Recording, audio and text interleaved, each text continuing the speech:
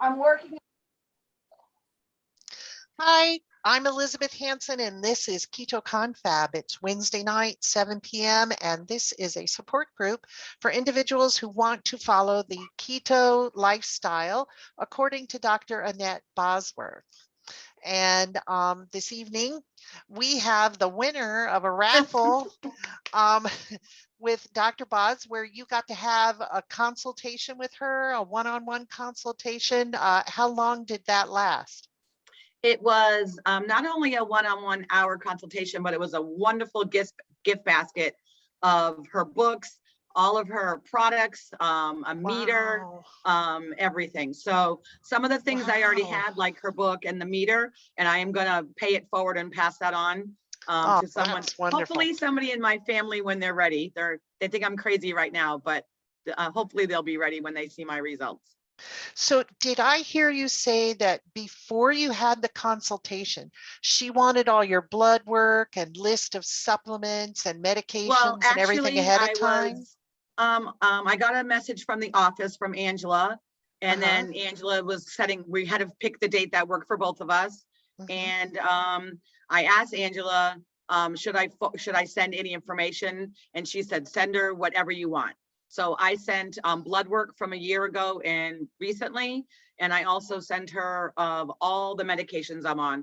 I initially started a year and a half ago with a naturopath, and she was big into supplements. So I was in lots of supplements. And medically, I was on three blood pressure medicines, also gout medicine. That's it for as far as medical medicine. But I mean, I'm talking 10 other supplements from the naturopath. And on my note, I wrote to Angela that my goal is to get off all of these medications. And so at least she had a list. And I wrote down what I was taking, the manufacturer, and all that stuff. And so she had that before we started our Zoom meeting. Okay. And so tell us how the Zoom went. Did you have a list of questions? What did you find the most helpful? Tell us everything. We want all the juicy details. I'll kind of tell you how it went from the start. It was very sweet, obviously talking to her, and I thanked her so much for making such a generous donation to give people like me an opportunity. And it was and she thought it was a great cause. In the beginning, it was just going to be the basket, she said. And then she thought, oh no, she's going to also do the consult, because she hasn't been able to see patients yet since she's been in Florida. So I was actually one of her first ones since she's been down in Florida. She's hoping to get all the paperwork ready to be able to see patients in her office. But we had to do the whole lawyer job, like we're just talking. She's not giving any advice kind of thing. And then she asked me where I was. Well, she asked me about my name for being low, and because all my correspondence with Angela was with Lori, because that's my name, Lori, and growing up Lori was Lolo, and then luckily one of the lows dropped and I'm just low. So I didn't want to be Lolo the rest of my life. So she asked me where I was from, and I said New Hampshire. And then I teased her because I know she likes Tom Brady. And I said, we had him originally up here in the Northeast, but I'm very happy that you have him now, and that he's come out of retirement playing. And I know she loves the Bucks and Tom Brady. So we all know Tom Brady as being a vegetarian, and I'm like, how is this man in his 40s at the top of his game a vegetarian when you think about what she recommends? And so she told me, you guys know that she shares her office with TB12. Her office used to be Tom Brady's office. I heard that in one of her lives. And her office doesn't have any windows, and Tom moved to a different TB12, his business moved to a different office building with windows. So she teases about the windows. And so I knew she had a connection with Tom Brady just from being in his office area. And she said, you know how your kids don't want to listen to you. So she had her son do a consult with the TB12 group, and to see what their protocol was and all that. And sure enough, Tom Brady is not a vegetarian. It was animal fat. And so I said, okay, But then I looked it up, and sure enough, it does say he eats fat chicken and fish. So everyone thinks he's a vegetarian, but he's not. So he's a 40-something-year-old player and in really good shape, and it's not because he's a vegetarian. So that's how we started the conversation. And then she asked me, because she saw my numbers from a year ago to now, you know, how did you get an A1C from 14 down to 5.2? And so I told her that, you know, I was working with a naturopath, and my naturopath told me I was 400 pounds, and she said, I am not even gonna work with you if you have to take this serious. I don't want you to waste my time. And I said, I refuse to be a diabetic. So, unfortunately, I mean, it got me started, but unfortunately it was very low fat, vegetables, no more than 3 ounces of lean meat. And I did it. I didn't cheat. I still, to this day, from when I started, I have not cheated one bit. I've never been over 20 carbs. And, but I knew something was wrong. I was, you know, very, no energy, no nothing. So that's when I found Dr. Boz. So that's when I told her that story. And then I told her I found her, you know, about a month ago, and knew that, you know, that something was missing. So she was thrilled to hear that. And then I said, I really want to follow the continuum to the T, but I'm obviously past clearing out the cupboards and, you know, all that. And she did say that I could stress my metabolism now with a fast. So I've already, just from what I was doing before, was already on OMAD anyways. I pretty much just eat 1 meal a day. And so knowing that, she says, oh yeah, that I can start a fast. And the other thing was, I said, as far as getting enough fat, I said, I already drink black coffee and black tea. I've never had cream or sugar in it. And she said, yeah, you don't need to put it in because you're just going to have to take it away anyways. And if you'd rather not have the flavor, like if you don't like it, don't bother drinking it. So that was good, because I'm like, oh, I should try to get extra fat and put it in. And she said I didn't have to, because eventually you're going to take it away anyways. So then we went over all my medications, and one of the naturopath ones for diabetes, she said I'd never even heard of that one before, and that she had looked it up before even having our consult. So that was very sweet that she was doing research before even meeting with me. I mean, she's that kind of person. I'm just an amazing person. And then specifically with blood pressure medicine, I told her one on my notes, she already knew one was removed. And then I asked her, you know, what would be the next step? Which one would you remove next? And, you know, she said it, you know, like she says, take this one and cut it in half and don't tell your doctor. And your numbers will still be good, really good. And then just tell your doctor, well, I've only been taking half of that one. And then you know, and then you can get rid of that one. And then eventually the other one I can get rid of. But she goes, the doctors usually like the Cardativol to be the last one to be let go. So she really helped me with that on my medications. And we went through each of the supplements. You don't need that. You don't need that. You don't need that. You don't still take that one. And with her supplements, I asked her about, you know, the D3 and the K, and also the MCT C8, C10, and when to take that. So she recommended just for me to start with one around 5 o'clock at night. And if my body can take it, I can go up to 4 to 6 pills a day. So I took notes, M8, C10. So, and then there was another thing she talked about. I have something called, it's personal, but I'll share it, Hydronitis. And it's a thing that you can kind of get like these really bad boils, and they're very, very, very painful. So I have them under my breast, on the back of my leg, and I'm down to only having 3 right now, but they're the type, it's inflammation, and it's also related to hormones. And she said, since my insulin's getting so much better, that it is going to be better, but this is going to probably take over a year to eventually that it's out of your system.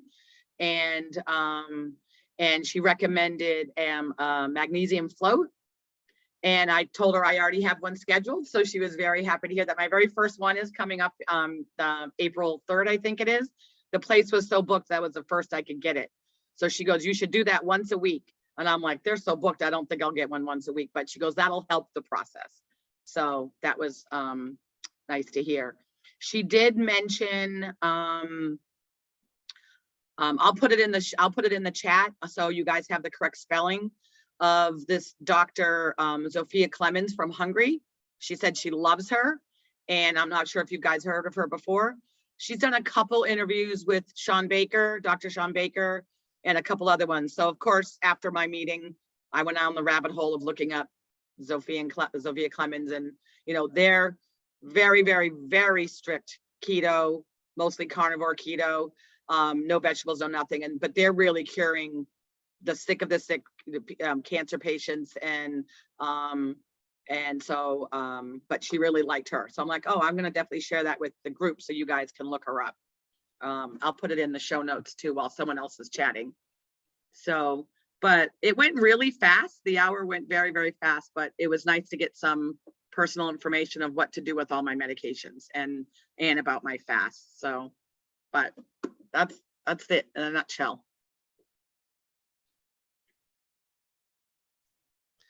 Okay, I muted all of us so that we wouldn't make any noises and distract from you. Well, I'm extremely interested about your personal information there about the hydritis, because I actually have a couple of clients with that I have suggested to go on keto, because I thought it might be, they say it's inflammation related, and I thought it's probably insulin resistance inflammation related. Yeah. And these two individuals are, well, one is a borderline diabetic and the other one is a full type 2 diabetic. And but they're resistant.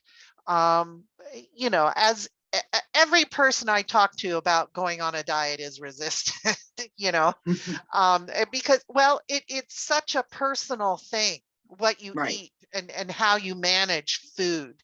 It's a very personal thing. And so, but now I have someone to talk about. There you go. The thing she did say, it really doesn't go away if it's really, really bad and really deep, and to have surgery, because it kind of channels and it doesn't have anywhere to go and all of that. But she did mention one thing I forgot to say with the other group. For her 50th birthday, she wanted her children to have a Russian or Korean scrub. Yes, and so they didn't want to do it, but she goes, for my 50th, please do it. And so the boys went and they loved it. So she recommended that I also do that will help my skin. And what is a Russian or Korean? I haven't even looked it up yet. A Russian or Korean scrub, she meant. Gonna be looking that up. I know. Gonna be looking that up. It sounds very painful. So that was the other thing I forgot to say. In the meantime, I want to mention, I don't know if you've caught her already, but Kelly Hogan is a big keto personality on YouTube. And she had 1 million boils on her body. And that was the reason why she went carnivore, not keto. Right. What was her name again, Patricia? Kelly Hogan. Oh. She's actually here from North Carolina, about an hour away. Oh. She's a music teacher. Have you seen her, Lo? No, I haven't heard of her. I'll look her up for sure. She had terrible boils before she got married. And she had, she started doing carnivore before there was hardly even internet. And she had a group that she joined into. And so she eats hamburgers for breakfast. So I think you'd get a kick out of her, Lo. I'll check her out. I have to say I'm mostly carnivore, almost completely. But today I went grocery shopping on my way home from work, and it was so easy. It's like you just miss all of those aisles, and it's crazy. And I'm thinking, I just did a 3-day fast. I'm saving a lot of money here. Yeah. Yeah. So anybody got any questions for Lo about her consultation with Dr. Boz or anything? Did she ever recommend salt scrubs to you for your skin? Like She didn't say. someone who does that, because that's one of the things I do with a lot of my patients who are having skin issues. But I add, it's not just a salt scrub. I usually add in an oil too. So I didn't know if she recommended that for your condition. Yeah, she mentioned the magnesium bath to help your skin shed, to get the new skin going, and then the Russian, or she said Russian or Korean scrub. That was what she recommended. And that even with that, it will still take a year for your whole body to, you know, if I'm sticking with this, which of course I am, to you know, make it go away. So It's, you know, because this condition isn't just skin. It's not just skin. It is metabolism, it's hormones, Right. it's your whole oil Right. system, it's your hair follicles, it's everything. yeah, I mean, learning from her, I never even heard the words insulin resistant before. I mean, with my naturopath for a year and a half, and then I see one video of Dr. Boz, I'm like, oh, that's me. So Yeah, I had never heard salt. insulin resistant either. You might want to look into also adding in a salt scrub as well. It's just one extra way to help the interior skin shed, especially if they add like olive oil to it when they do the salt scrub, because that helps your body get the extra vitamin E from the exterior to the interior. thank you, Renee. I'll look into that. Thanks. Yeah. So what did you say the name of this lady, Dr. Commons? Zsofia? Sophia with a Z. Yeah, Z. I'll write her name in the chat so you'll have the correct spelling. She's located in Hungary, and Yeah. she has been a speaker at quite a few keto conventions. You know, it's pretty expensive because you have to sleep in, you know, you have to fly there and stay there for, I think it's a 2-week program or something like that. It's for people that are in serious digestive situations. But she's had tremendous success, I hear. I started following her on Instagram, and people do post on there pictures of their meals and ask questions. And so I'm looking at I'm like, whoa, I mean, it's pretty serious stuff. They post pictures of their meals. Did you say meals? Yes. Okay. She's located in Hungary, and they don't have as many cows in that part of the country of the world. So she eats a lot of pork. Okay. And she eats a lot of charcuterie, you know, like sausages. Yeah. And a lot of fat. It's mostly fat. It's not a protein. It's, you know, more fat. Okay. Well, and a lot sounds of up my aisle. Organ meat. Well, the thing about pork, and I'm sure Sophia would deny it, but there's no such thing as a grass-fed pig. Okay. No. They're eating everything that they can get. You know, they're not just eating grass. So she said that our pork over here isn't as healthy as their pork over there. So that's why she said the beef over here. Yeah, I would believe that. I do know a farmer in South Dakota that raises his pork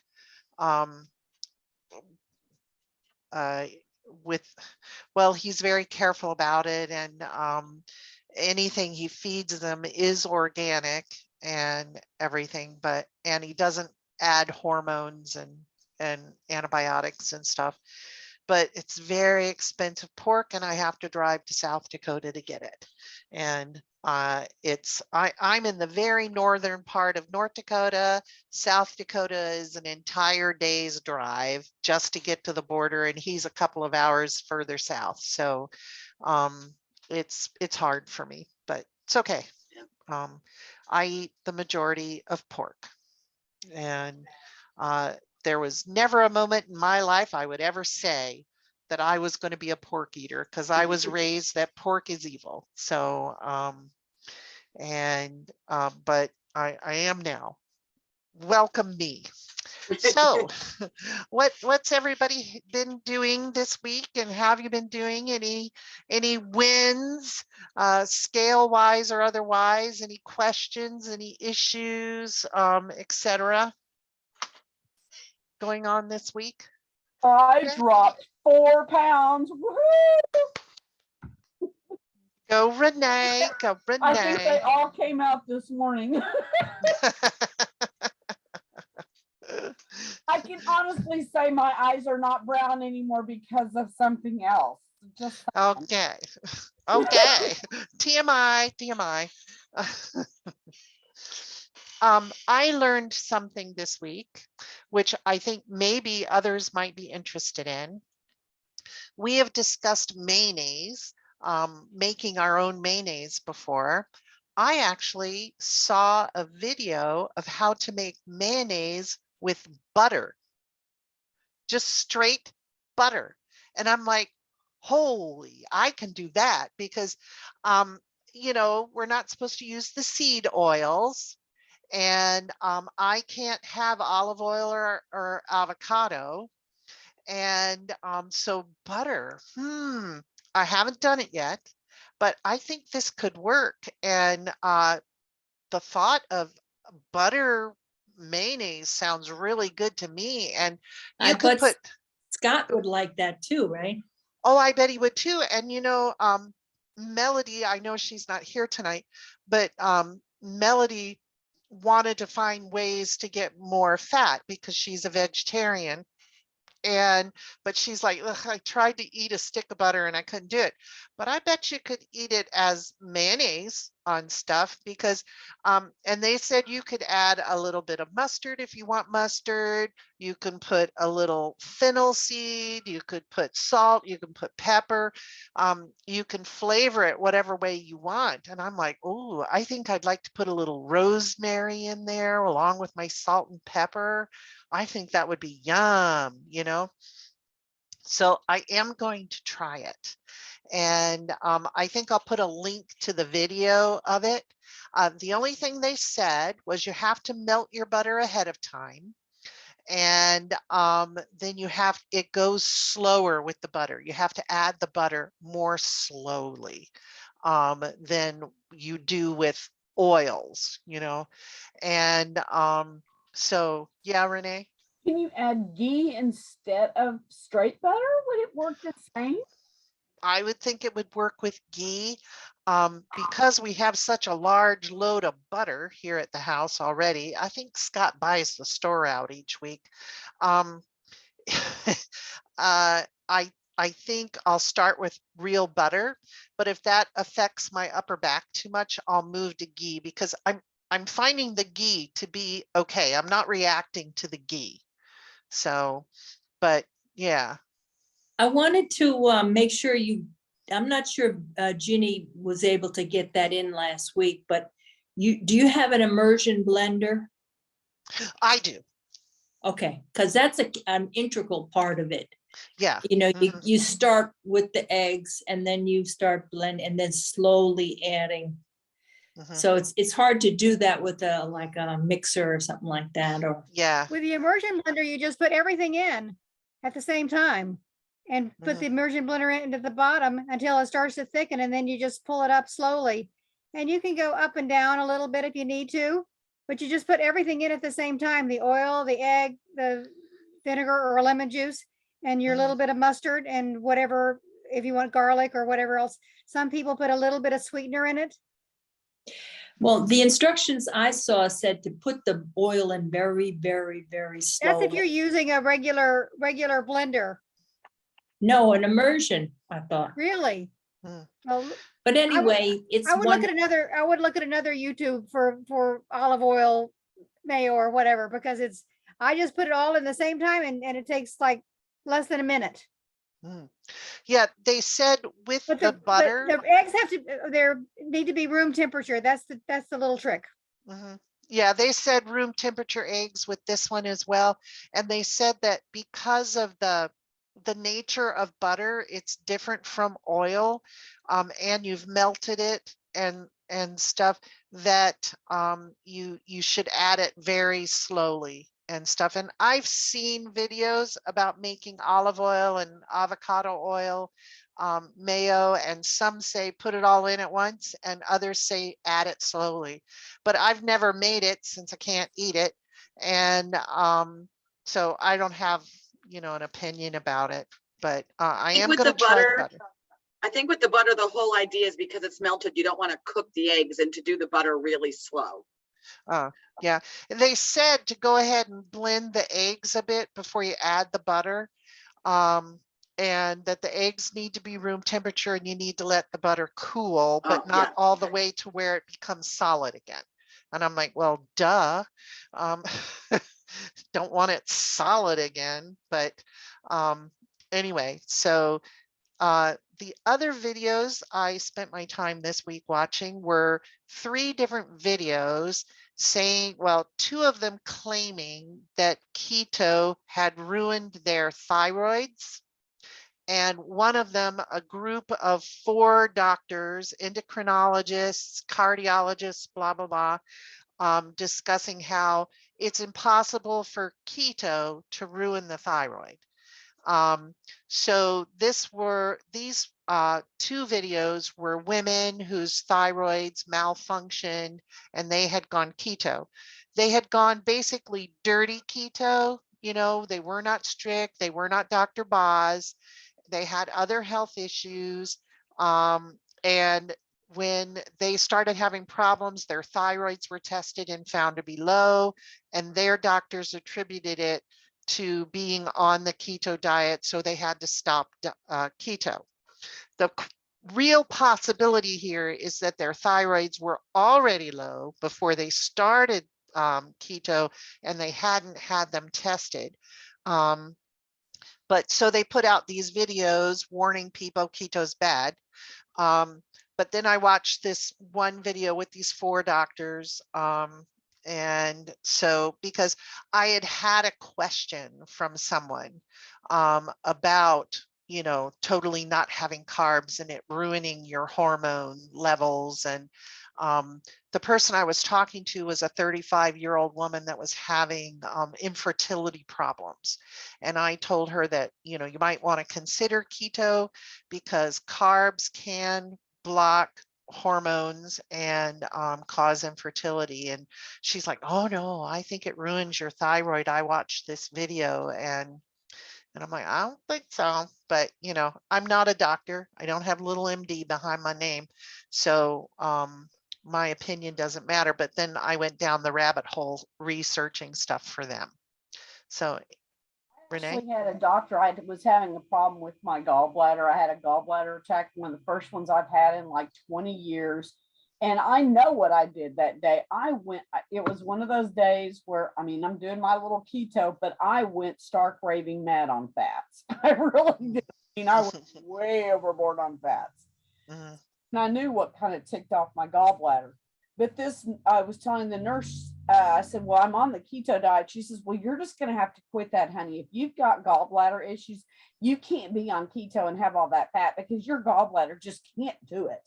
And I said, honey, I've been on this for 6 months. This is the first time in 20 years that I've had a gallbladder attack. And I probably had 3 times as much butter as I've ever had in my entire life in one day. So I'm pretty sure my body just went, what the heck was all that? I mean, it kind of got itself righted back out. It took me a day or 2, but I mean, you know, when she said that, I said, well, I guess I'm just going to have to suffer with, you know, having my gallbladder be ticked off at me then, honey, because I've lost 80 pounds and I'm not getting 80 pounds back. Thanks. Yeah. So I do have a question for everyone. I recently have had someone ask me about whether keto can cause memory lapses. And I'm like, I don't think so. But what do you guys think about that idea about keto causing memory lapses where you don't remember an address you've always known or a phone number you've always known, or the fact that somebody doesn't live in your area anymore. They moved away 3 years ago or something. What do you guys think about that? I would honestly attribute that to, if you're on keto, that you've either not gotten enough protein, or more importantly, you're not really getting enough quality fats. Not that you're not getting enough fats, but you're not getting enough quality fats, because your neurons in your brain only fire properly when you have the right types of fats to help your fat soluble vitamins work within the brain cells. What's everybody else think? No opinions? Well, I mean, Dr. Boz is, her true love is brain health. She didn't really get into, she kind of got into keto for people wanting to lose weight, but her true love is brain health. And staying in ketosis and having ketones fuel your brain really makes it work much, much better. So somebody that temporarily like loses a little bit of information or something, it might just be their electrolytes are off, or like Renee said, maybe the fats aren't the right fats. But ketosis and ketones are, it was initially designed for kids with epilepsy, and that's a very strong ketones all the time. But that was in the 1920s when it was first developed. I think it was in the 1920s, maybe before that. I don't know those facts. But like I said, her passion is brain health. And that's why she wants this to go on everywhere, is for the ketosis and prevent Alzheimer's, or maybe not just Alzheimer's, but all kinds of dementia and other kinds of brain issues, traumatic brain injuries and depression and all this kind of stuff. So that's when if you have ever done her brains course, you'll see that that's actually foremost in all her thoughts. So, and that's why I'm doing it. My family didn't live long enough to know whether or not they had dementia. So I'm doing this for my health, and so I don't get dementia, because I don't know. Everybody in my family died in their 70s, most before they were 75. And my 75th birthday is tomorrow. and I feel pretty healthy.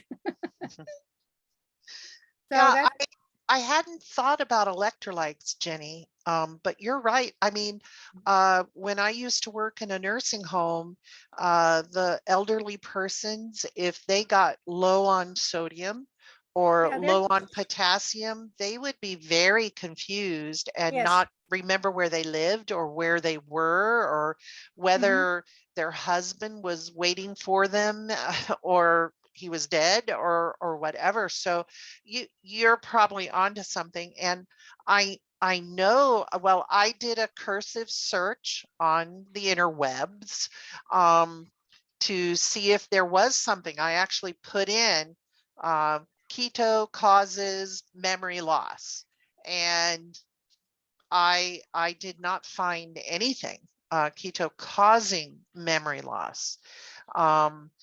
So I think you have something there. I think Renee's right that it's probably a protein or a fat thing. And I think you could be very right. And you know, the electrolytes are kind of hard, because you know, you can test them in the morning and they're fine, and then in the afternoon they're not fine. And so I think you just have to watch what you eat. And I know for myself, I will get a little bit of a dizzy feeling if I haven't had enough potassium. And so now I just make sure I have a small serving of broccoli, and I eat a medium-sized tomato each day. That's my vegetables. It's the only vegetables I eat, broccoli and tomatoes, because for whatever reason, I need potassium, because I don't like that little bit of a dizzy feel that I get. And if I go 2 days without a tomato or broccoli, then I'll get that little kind of, that's funny, you know. And Lo, you talked about your vertigo you had.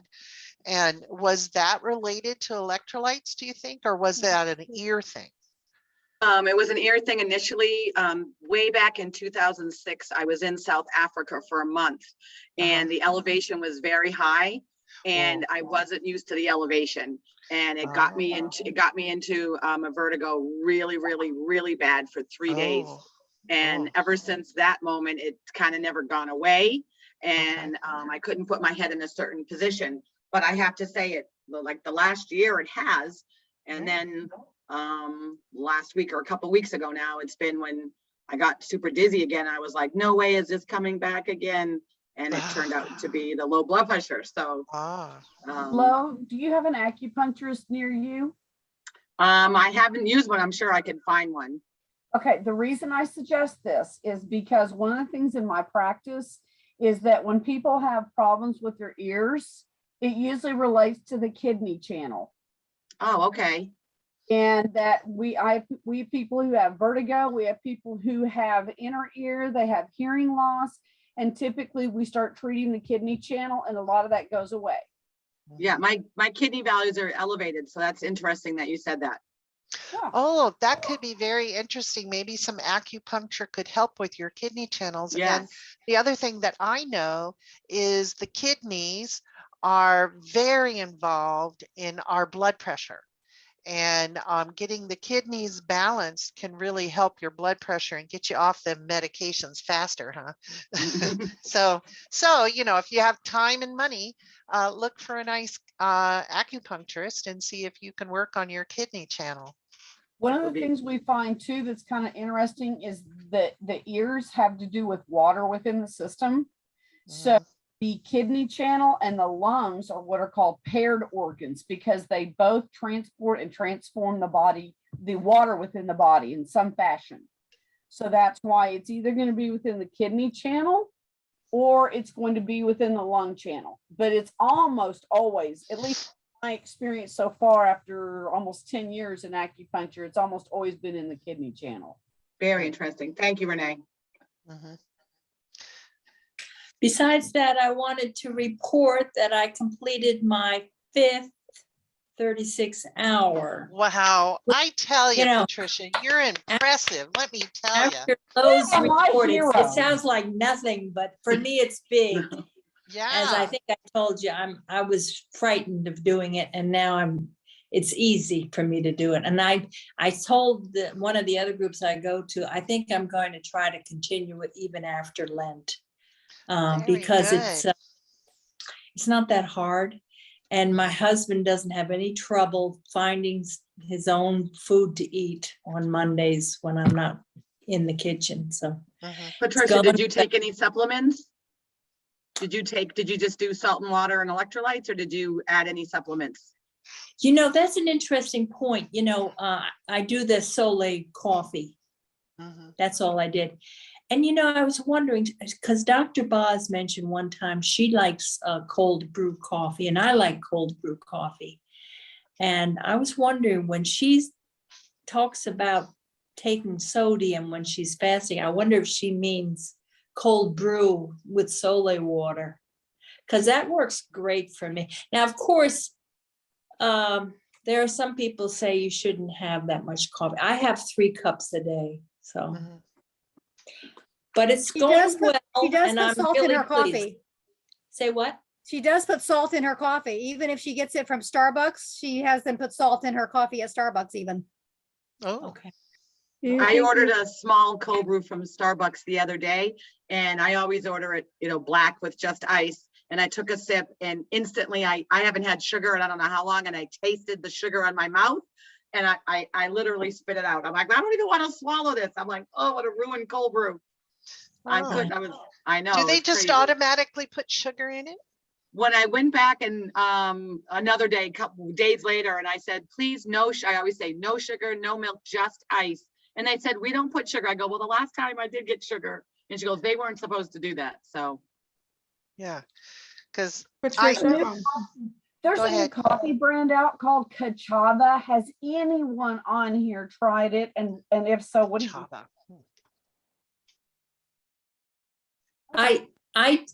As I mentioned a few times, I love Germany. So I go to Aldi's and I get the German coffee and I make my cold brew every night. And then I strain it out in the mornings. And I'm just addicted to it. I love it. Yeah, I'm not the person to ask about coffee because it causes heart palpitations for me. So I never drink it.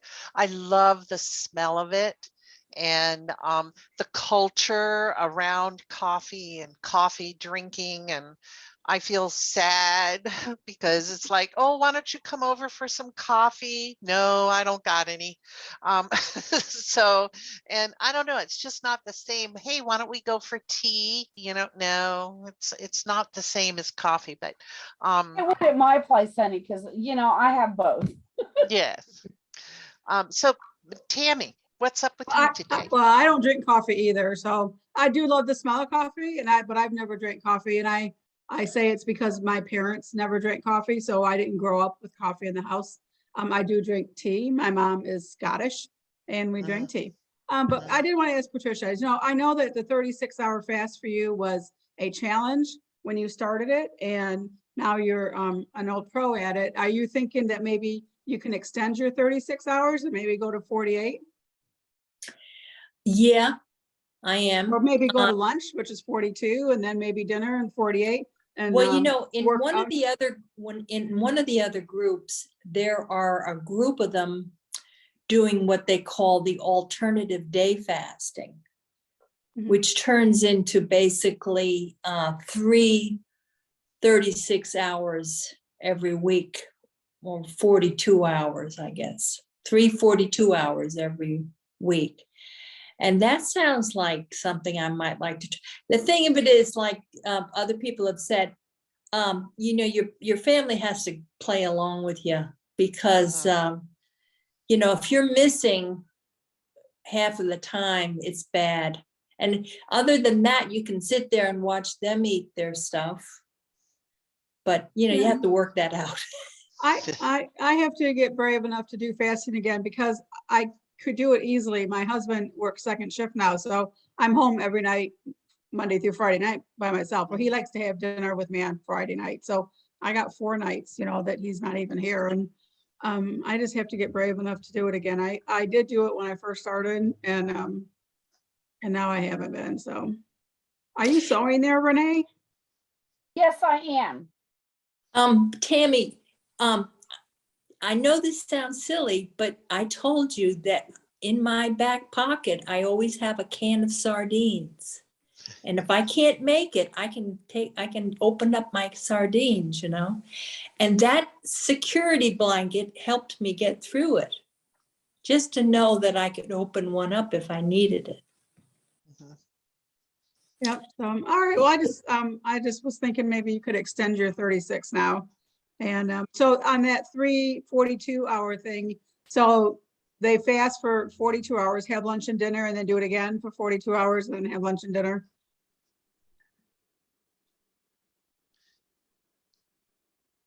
And they free up the weekends. Yeah. Then they eat with the family on the weekends. Yeah, that's your Wilma, together time. Wilma, Of course, it's very cheap. You're missing out on half of your food bill. For sure. That's not a hardship these days with all the price of the food anymore. yeah. No kidding. So Wilma, what's up with you? Well, I just wanted to report that I finished my 8th 72-hour fast this week. Wow, Woo! Wilma, woo. I did 8 72-hour fasts last year, and my blood glucose at 73 hours was 56. My ketones were 6.2. Wow. So my Dr. Boz ratio was 9.03, and I felt great. Wow. Wow, you are impressive. Ooh, Wilma. I have got to get into fasting again. Wilma, you did it last year. Now you've just repeated it or about to repeat it. Are you going to stop or are you going to keep going? I'm going to keep going doing it. I've got probably 2 more 72-hour fasts I want to do before we take our trip. I'm trying to get a little more weight off before the trip, but I'm Where you almost at going? the Caribbean. Wow. Ooh. Ooh, nice. So, So yeah, and then Wilma, what do after you, oh, go ahead. I was just going to say, and then when we come back, I'll probably be doing 48-hour fast because I'm still trying to do some autophagy. Mhm. So Wilma, what is your plan for eating while you're on your trip? Oh, it just depends. We're going to be on a small ship cruise, and it could be like less than 100 people on there. So it's not like a big cruise ship that you have lots of options. But we tell them ahead of time that we're low carb, gluten free. And so they cater to us a little bit. And then, you know, if they come up with stuff that we can't have, we just don't eat it. And I will be taking some nuts and stuff along with us that we can piece on. Mhm. Okay.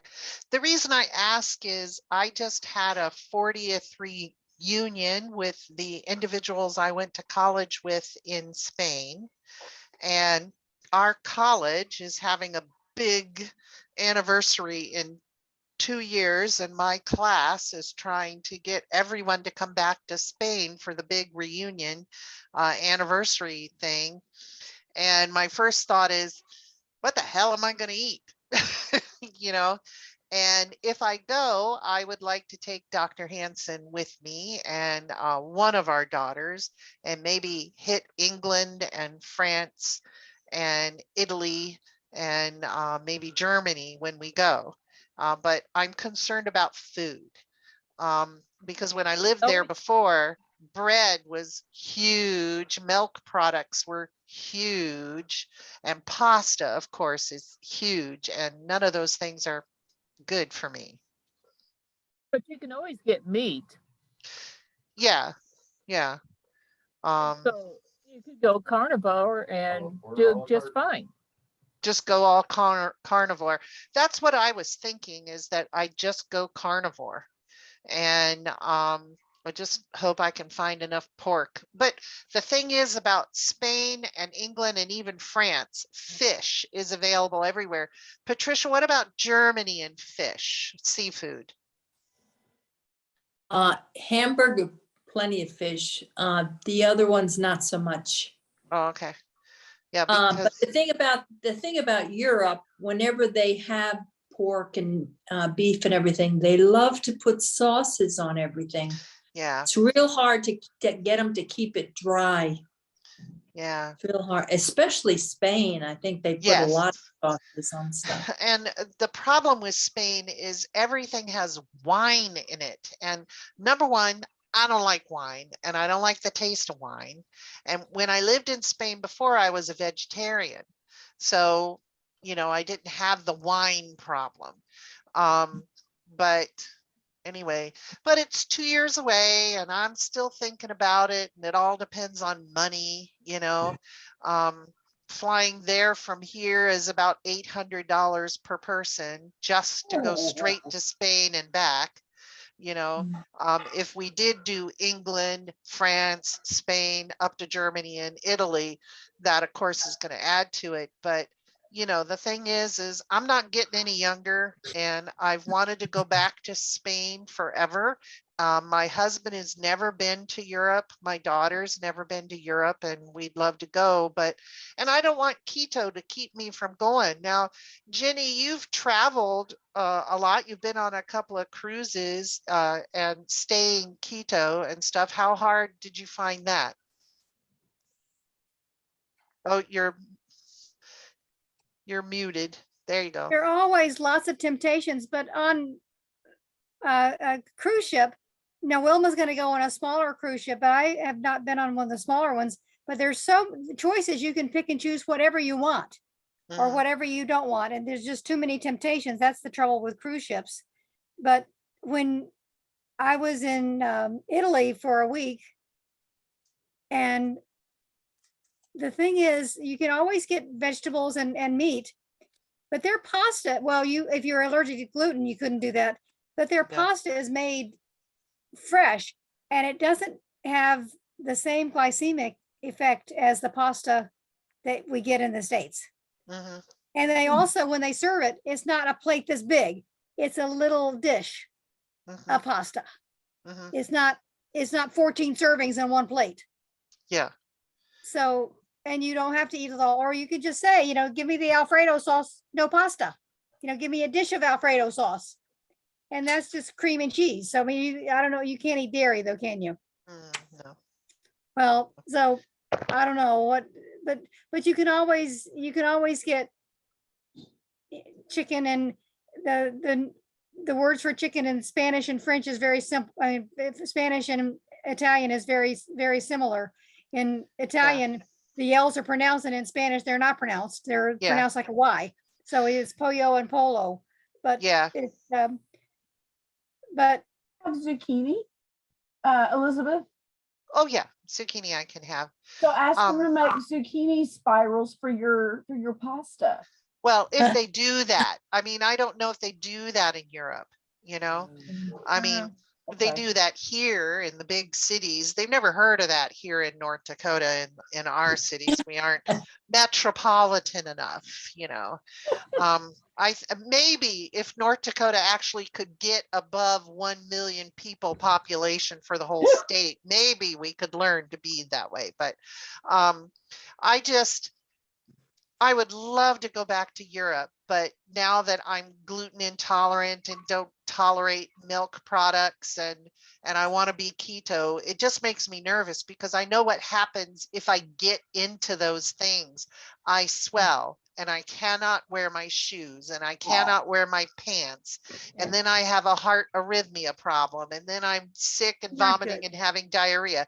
And I don't want to be in Europe sick, yeah, but you can always get, eggs and bacon and meat and Yes. salad and things like that. So Yeah, I think I just have to live on eggs and bacon and salad and zucchini and broccoli and tomatoes.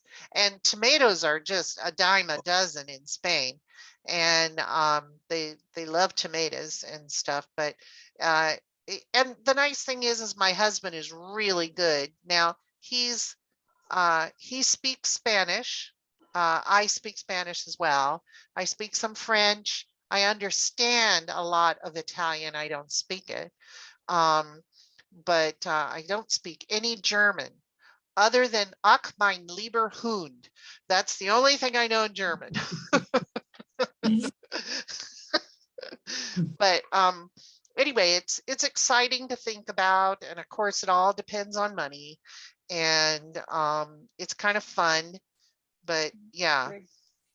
I would say study Zsofia Clemens more and more and learn how she gets around in Hungary. And I bet you could find some of her recipes.